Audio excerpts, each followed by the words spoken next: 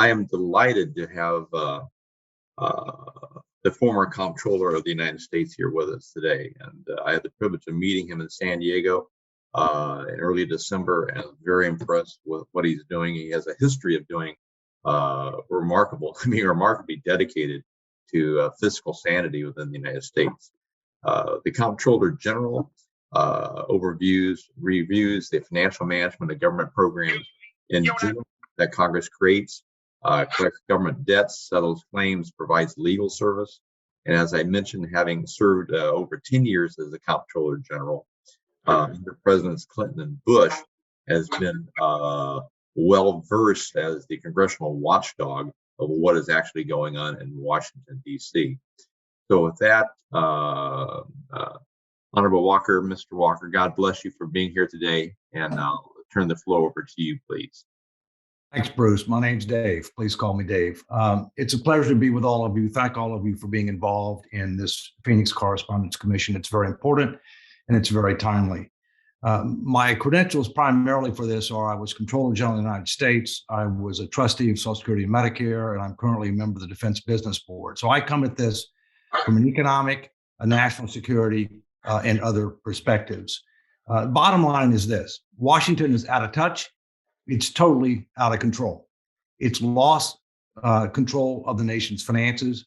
Debt to GDP is at or near a record level. And unlike the end of World War II, it is going up rather than going down.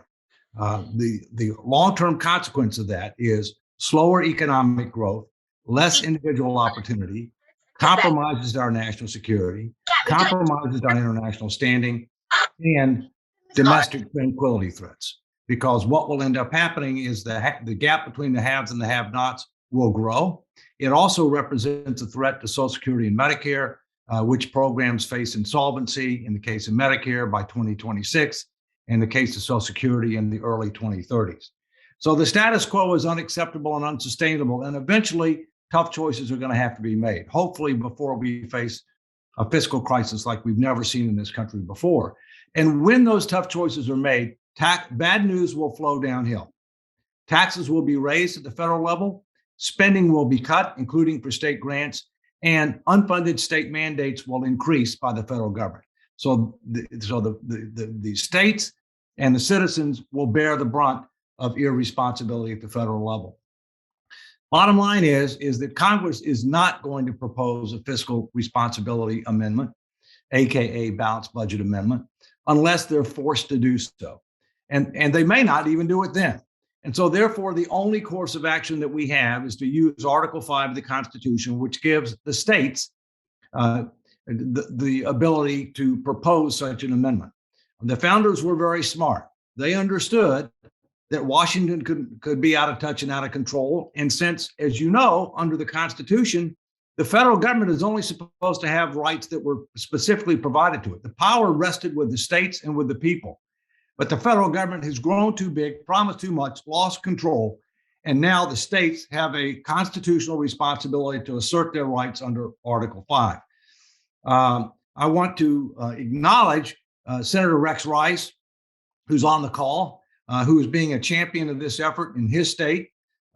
He's got 3 pieces of legislation that are currently pending.